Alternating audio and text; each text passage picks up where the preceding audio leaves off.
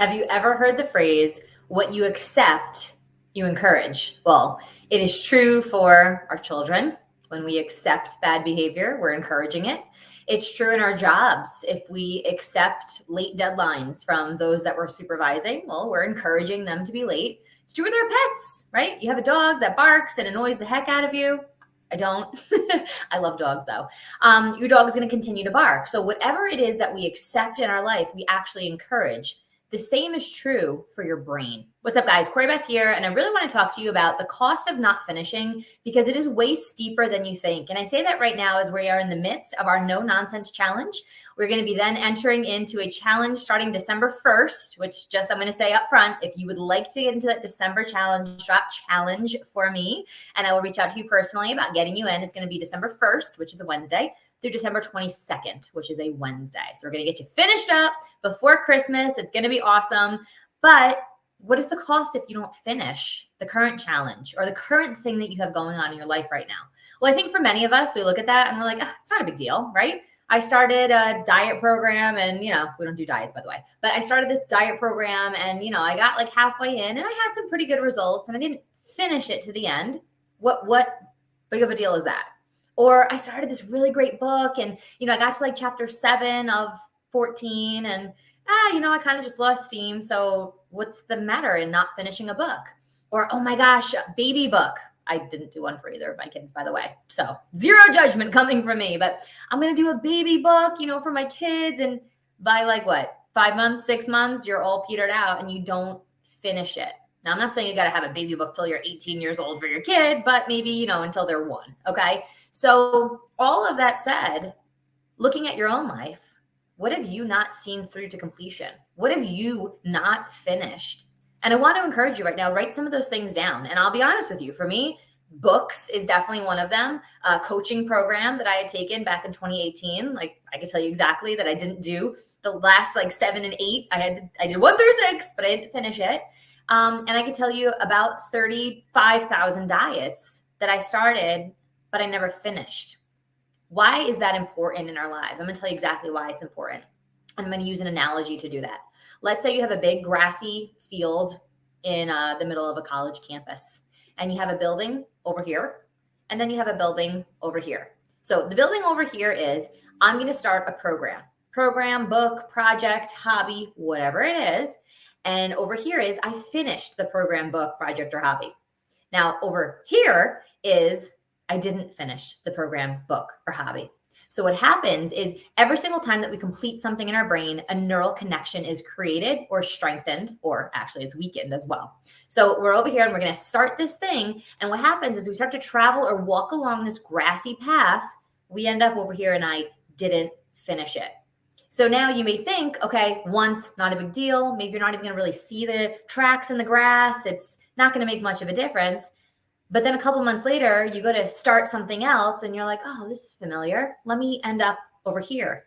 And before you know it, you have walked this path so many times that there is no longer grass in that route. In fact, it is dirt. What happens?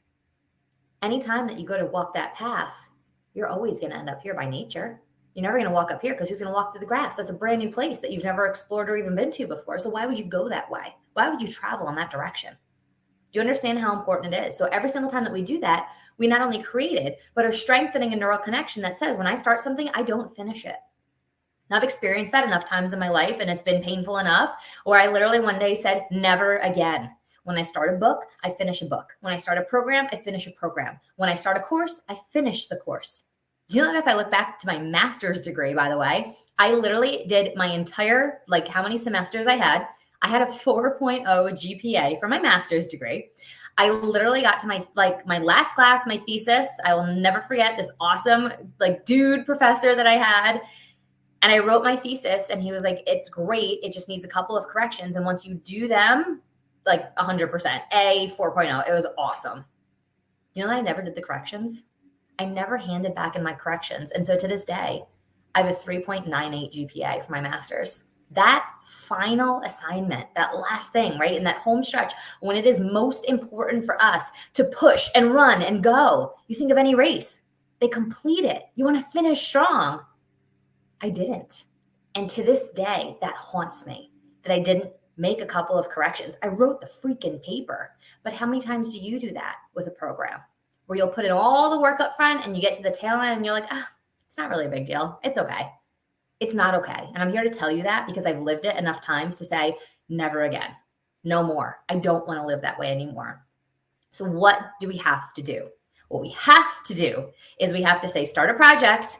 This is really freaking hard when I get to about this point because that's when I give up. That's when I quit and when I stop. And I throw in the towel and say, screw it, it's not worth it. I know you said that before because I said that before. And push on through and finish it because it is so freaking important to your brain to create that new neural connection. And it's going to be a whole lot harder. You got to go into your mental mind gym and work it out to bring it to a new place it's never been before. Because once you do that, now you have a connection. Now we have a new pathway. Okay, you ready? Hits me too, huh? I see you. Now we're like, okay, I normally take this route, but I've traveled this route once before, so I think I can do it again. Whatever it is, cleaning up your desk, finish it. Organizing something alphabetically, finish it. Putting your summer clothes away for winter, finish it. I don't even know what other examples I can give you, but I know you're getting the gist of where I'm going here. Do it. And when you get to here, don't just be like, okay, I did it. Be like, yes, awesome. That was amazing. I know that was like really extra, but that's literally what I do. And if you're anybody that spent any amount of time with me, you know that that's true. Before I get on stage, I'm like, yes, this is awesome. Before I get in a live, I'm like, yeah, let's go, right? Like I got all these crazy things that I do because you got to wire that in. You got to hardwire it in. And it's not by like, I did it.